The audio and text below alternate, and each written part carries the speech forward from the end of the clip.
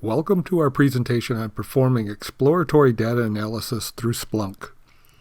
Exploratory data analysis, or EDA for short, is a discipline for finding new patterns and value within your data streams. We hope this presentation will give you a new approach to analyzing your data. First, let's discuss why you should use Splunk for EDA. There are many great open source tools available for performing EDA, but we're focusing on Splunk because it is an ubiquitous product and you probably already use it within your organization. In fact, to get the most out of this video, you should have some understanding of Splunk and SPL. Another good reason for using Splunk for EDA is that it is excellent at managing enormous quantities of raw data and may already house data you wish to explore. Another good reason for using Splunk is that it is based upon Python and already includes Scikit, Python for scientific computing, and other modules used by the data science community. You can extend Splunk to include modules not already incorporated into Splunk, but new modules are being added all the time. Even TensorFlow is beginning to be included in the latest versions of Splunk. Let's discuss what is exploratory data analysis and how it differs from traditional approaches to statistics. Traditionally, through Splunk, we query incoming data, we trigger alerts, and we display management dashboards. When we do dive into statistics, we endeavor to create the most accurate predictive algorithms. We prefer to use systems that can ingest all the columns and rows in a data source and spit out a predictive algorithm. And other than a measure of accuracy, we don't ask for any details from these algorithms as long as they can predict. Back in the 60s and 70s, John Tukey founded the concept of EDA based upon the idea that our initial goal should be establishing an understanding of the data. As the quote implies, we would rather have a less accurate algorithm if it means a better understanding of the data. He called EDA an investigation, and like in police investigations, the facts should drive the investigation. If police started by guessing who was guilty and then looking for evidence, there would be many false arrests. With statistics, this is called spurious correlations. In a publicized case, a relationship was established between Nicolas Cage movies and people drowning in swimming pools. This is a case where a pattern exists, but we lack any understanding of the data, and if the police were to investigate drownings this way, they might bring Mr. Cage in for questioning. It is the goal of EDA to find new patterns and new value in the data. For example, there is a case of a Japanese commercial real estate company that used elevator logs to determine which tenants may be renting more or less space than they need. They were able to use this data to identify tenants ready to jump, and were able to increase their retention rate to nearly 100%. They took a data source, changed the context, and found new value in the data because they created a new understanding of the data. In this video, we hope to show you how to take an EDA approach to analyzing your data stores. Our approach to EDA will focus on three statistical approaches: data visualization, data anomalies, and residuals. Let's take a look at our demo data. Splunk does come with several demo data sources, and these are used for built-in demos. For a change of pace, I will be using real-world data. I've loaded several years' worth of 311 call center data for the city of Baltimore, Maryland. A record represents one call center interaction. It includes the nature of the incident, and since these are 311 calls, this includes traffic signals being out, dirty streets, and cat up a tree type calls. There is also government agency information, the location of the incident, the start and stop timestamps, and a few other descriptive fields. From an EDA perspective, data visualization is a bit of a double-edged sword. As we have seen, management dashboards use visualizations to display the big picture. Volume by type for June, incidents by precinct, which may help with staffing, timelines by week to show trends that'll help with budgeting. The problem is EDA prefers to understand the edges, and being big picture means your graphics will lose detail. One graphical approach used for EDA is the box whisker plot. The box chart still gives the central tendency as shown by the line inside the box. That's the mean. The box shows where half the data falls, but the whiskers display the extreme minimum and maximum and shows to the viewer the complete range of the data. The box chart example was based upon a customization using the massive D3 library of graphic modules. It is an extensive library that can be incorporated into Splunk, but D3 customizations is a lengthy topic worthy of another video. For this video, let's stick with embedded Splunk graphics. When using visualization for EDA, be conscious of how extreme values are presented in the graph. In big picture graphics, the details are lost, but with scatter plots, the outliers may be presented in the graphic. In this example, the latitude and longitude are used for a scatter plot, and we can almost see the city of Baltimore emerging in the graphic. We can also see the outliers presented at the fringe of the graphic. In the next example, a bubble chart is used to add a third dimension to the scatter plot. The size of the bubble indicates the time it took to respond to the incident. This graph presents areas for further exploration. Why are there values emerging outside the geographical core? And why are the longer incidents concentrated in one area? Any data visualization type can be used for EDA if proper preparations are taken. For example, in this case, we used an event_stat function with a search command to remove all but the top 10% events. In this graph, the events being analyzed fall below the line and above the green area plot. By focusing exclusively on this percentage, we can see that the mayor's office, unlike other agencies, seem to have a process for addressing aging incidents. With EDA, always remember that our goal is to establish a better understanding of the data, and visualization tools can help us if they show us unusual areas for additional investigation. Anomalies and outliers are of interest to EDA practitioners and those building predictive models. For those building predictive models, the outliers may indicate bad data that is throwing off the algorithm. This data needs to be removed from their training data. For EDA practitioners, outliers aren't just extreme cases. They may represent some unknown process that was triggered, making the system buck the norm. If that's the case, we want to know when and why sometimes we diverge from the normal process.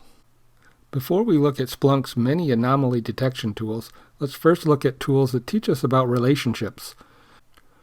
First, there is the contingency table. You provide the function with two fields. In this example, we used weekday and service request type. It creates a matrix of the count. In this example, it tells us that Baltimore doesn't remove vehicles on the weekend. Good to know for the next time I drive down there on the weekend. However, parking complaints continue at a robust pace throughout the weekend. We could repeat this process for all the fields in the data source and understand how the two-way relationships work throughout the entire database. Next, let's look at the association table. We don't provide any fields and we let Splunk find the most critical associations.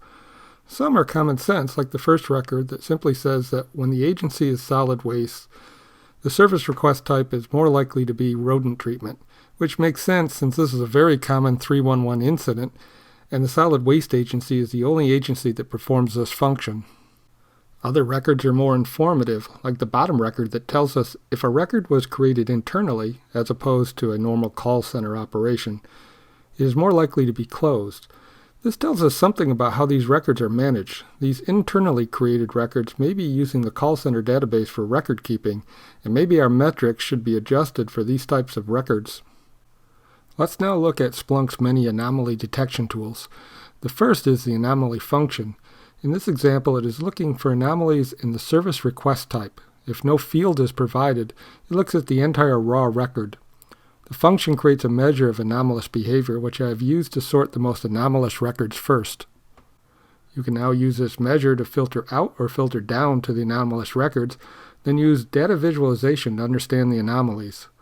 The issue I have with this function is the max values function, which I have set to 500 in this example, but it defaults to 100, meaning you only measure unexpectedness in the last 100 records, which isn't much for a highly differentiated data source. It can be increased to 10,000 records, but that may take hours and hours to calculate. Akin to the anomalies function is the anomalous value function. This is only used for numeric values, and in the summary format, it shows you the mean, standard deviation, and other measures of central tendencies. In the annotate and filter format, it shows you the record level detail which you can use to filter out or filter down to the anomalous records. My preferred choice is the anomaly detection function. It has more options for determining how anomalies are detected, and it has more outputs on what the function determined for each record. You can now use the anomalous data for data visualization. In this first graph, you see the normal distribution of service requests for an entire month. There is an emphasis on highway work and rodent control, since these are the two most common service requests. In the second graph, we filter down to the most anomalous records and draw another pie chart. The highway work and rodent control diminish from their huge share of the records because this is business as usual. Other service request types become more prevalent. In this last graph, the anomaly detection tool informed us that any service request coming in on a certain day and a certain time was anomalous, so we focused just on these records. We see that the distribution switches to service requests oriented around streetlights being out. That would make sense that service requests at 3 a.m. are likely to deal with those issues critical at that hour of the day. After spending the last 10 minutes saying EDA is not about building predictive models, let's turn our attention to building predictive models, but not for the traditional purpose. We want to focus on the residuals.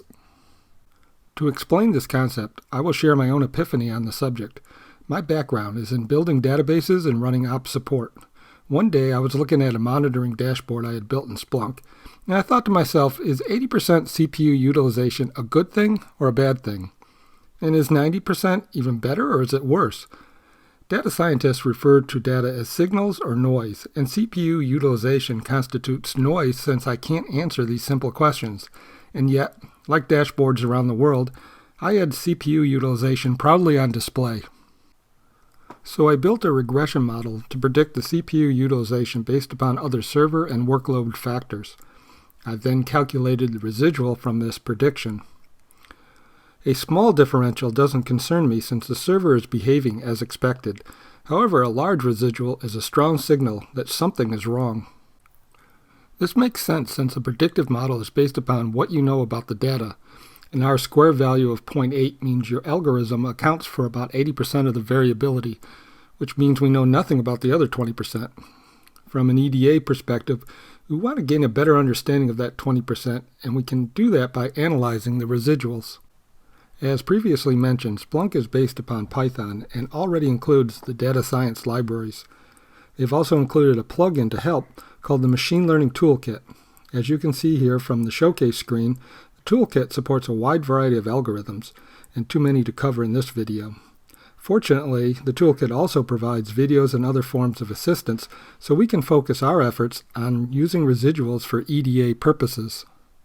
In this example, we are going to build a predictive model for numeric values. I pull all the closed service requests for the year to date, and I calculate a response time. I selected the decision tree regressor algorithm. Splunk offers 7 alternative algorithms to pick from. I selected response time as a field to predict. This field must be numeric for these types of algorithms. And I selected several fields to use in the algorithm, like agency, method received, service request type, council district, etc. The model is saved by Splunk under the name I provided. All these steps could have been performed through the SPL command line, but we will continue to use the toolkit screens for this video. The result of our predictive model isn't great. The R-square value indicates that we can only account for about 22% of the variance, so there's still a lot we need to understand. We can continue to work with the model and try to raise this number, or we can begin to work with the residuals. We can extract out the residuals and begin doing graphing and advanced analytics to create a new understanding of the data. The categorical predictor algorithms are similar to what we just watched, but we can predict non-numeric values. In this example, we use the logistic regression algorithm, one of the 6 algorithms available, to predict the agency with a 99% accuracy. With this particular example, there isn't any residuals to analyze. I will leave the rest of the toolkit for you to explore. But one warning about the Machine Learning Toolkit. You can view and modify the algorithm's default settings through the Settings tab. If we examine these settings, we will find that the default is typically around 100 categories, which we had more than, 100,000 inputs, which we had many more records than that, and limits to memory, scoring time, and storage.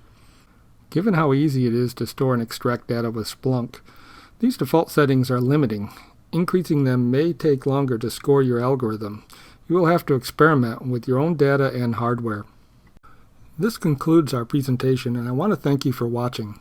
I hope you have gained a new way of approaching data science and recognize you may have an outstanding tool already available in your data center. If you would like additional information, you can contact us using the information currently displayed on the screen.